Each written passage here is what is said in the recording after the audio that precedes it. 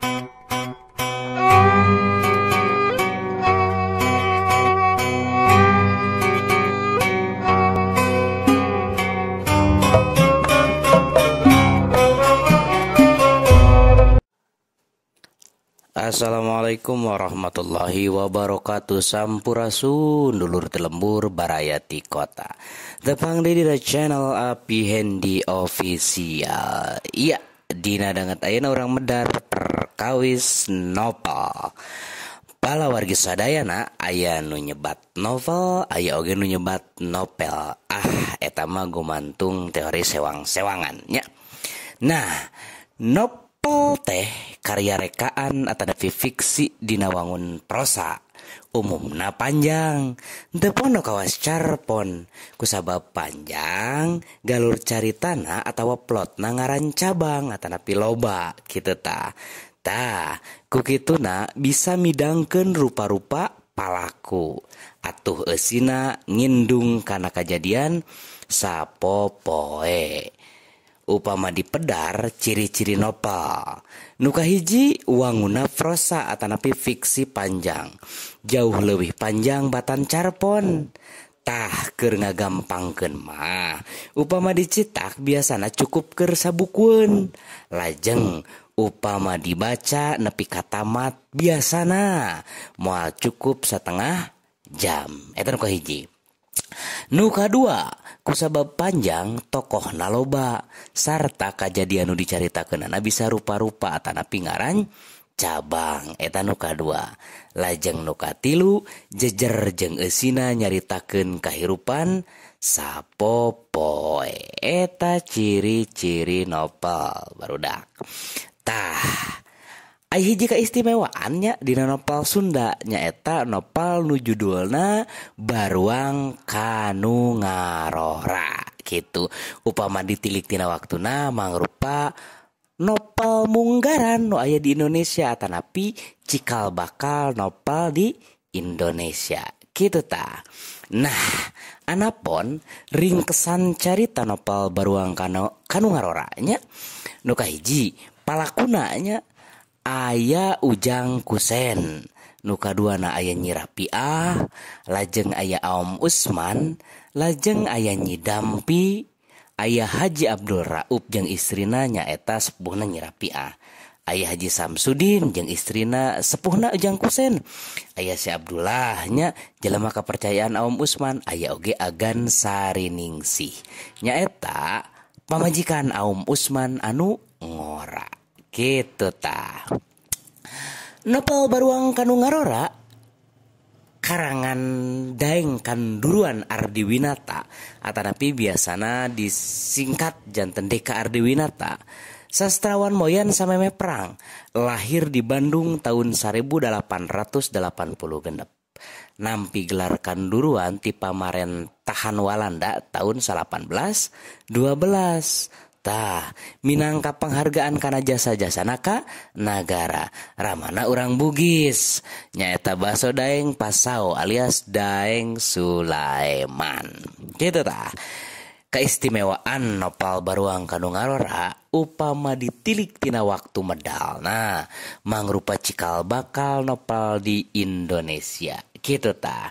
Sabab novel Baruang Kanu Ngarora medal tahun 1814 ku PT Balai Pustaka. Tah, genep tahun tidinya atanapi 1820 nembe medal novel Indonesia nu judulna Azab dan Sengsara karangan Merari Siregar nya pedalan Balai Pustaka oge. Tah, minangka terusan novel Baruang Kanu Ngarora aya novel nu judulna Gogoda Kanu Ngarora karangan M.A. Salmon. Kitu tah. Nah, dianap mangrupa judul novel jeung pangarangna nya nu kahiji pangarangna Deka Ardiwinata, judul novelna Baruang Kanu Ngarora. Lajeng Juhana, judul novelna aya Mugiri Agan Permas carios eulis Acih kalepatan putra dosana Ibu Rama Rusiah nu goreng patut. Lajeng aya Muhammad Amri atau napi Moh Amrinya judul novelna lain eta numbuk disue pusaka Ratu Teluh jeung rea-rea deui. Nah, salajengna aya R. Mehmet Sastra Hadi Prawira. Judul novelna Pangeran Cornel Mantri Jero. Lajeng aya M. Asalmun Gogoda Kanu Ngarora Pila Bati Nyeri. Nah, lajeng aya Carakanya Sri Panggung judul teh. Lajeng nomor 7 aya Chandra Hayat Carmad Yusru Samsi Dedeh Wilujeng Enjing Aam Amelia judulna Puputon Buron Lalangse Kalajengking Sanggeus Halimun Perai. Aya Ahmad Bakri, aya RAF Atanapi Rahmatullah Adi Ngafandi, lajeng aya Dang S, aya Ningrum Julaiha, aya Abdullah Mustafa, aya Yosef Iskandar, Edi De Iskandar, aya Tatang Sumarsono, Taufik Faturrahman, Hidayat Susanto, Deden Abdul Aziz, Ki Umbara, Samsu Samba Susangka, aya Marga Sulaksana, aya Min Resmana, Nani Sudarma, aya Godi Suwarna, aya Sarip Amin, aya oge Aan Merdeka Permana jeung rea-rea deui. Tah eta pangarangnya jeung judul novel. Lajeng salajeng aya unsur-unsur novel kitu tah. Nu kahiji aya nu disebut jejernya ataupun tema cenanya. Naon ari jejer? Nyaeta inti pikiran atawa puseur implengan pangarang anu aya dina eta novel. Tah, pikeun nangtukeun jejer urang kudu maca heula novel sagemblengna. Sakapeung jejer novel sok disebutkeun dumasar kana jejer umumna. Upamana wae contoh jejer aya cinta, aya kapahlawanan, aya kulawarga, aya atikan, aya lingkungan jeung sajabana. Ari jejer spesifik contona mikanya asa satuan teh ulah ngaganggu kebiasaan hirupna. Tah eta jejer kitu tah nya. Lajeng nu kadua aya nu disebut palaku ataupun tokoh nyaeta ngaran-ngaran boh jalma boh sasatoan anu ngalalakon dina carita gitu. Loba saeutikna palaku dina carita gumantung kana kabutuhan caritana kitu tah. Jadi dumasar kalungguhanana palaku dibagi jadi 3. Aya nu disebut palaku utama, aya nu disebut palaku kadua, aya oge disebut palaku tambahan gitu. Salajengna nyaeta latarnya. Latar teh aya 2 rupa.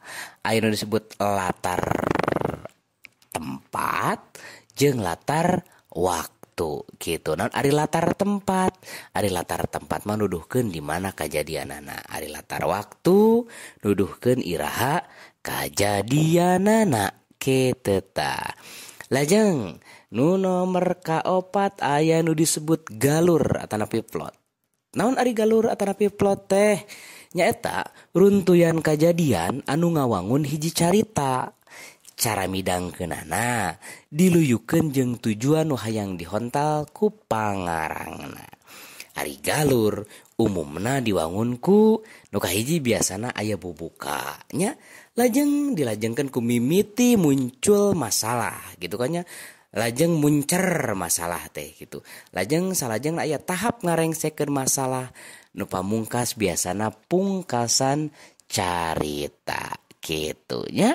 Tah dumasar kana wandana galur teh aya nu disebut galur merele, aya nu disebut galur bobok tengah, aya oge nu disebut galur mundur kitu tah. Nah, salajengna anu pamungkas aya nu disebut amanat. Naon ari amanat? Nyaeta pesen pangarang anu hayang ditepikeun ku pangarang kanu maca. Itu kannya amanat teh aya nu nyamuni di satukangeun galur carita, aya oge anu dibejakeun langsung. Tah pikeun nyaho amanat hiji novel urang kudu maca eta novel nepi ka rengse Gitu ta. Rupina kitu pedaran nopal dina danget ayeuna. Sasieun sabeunjeureun aya mangpaatna kanggo sadayana. Sakali deui ulah hilap like, comment, sinarang subscribe nya. Tekan loncengna channel Api Handy Official. Tepang di dina pedaran-pedaran nu sanesna. Cag ah.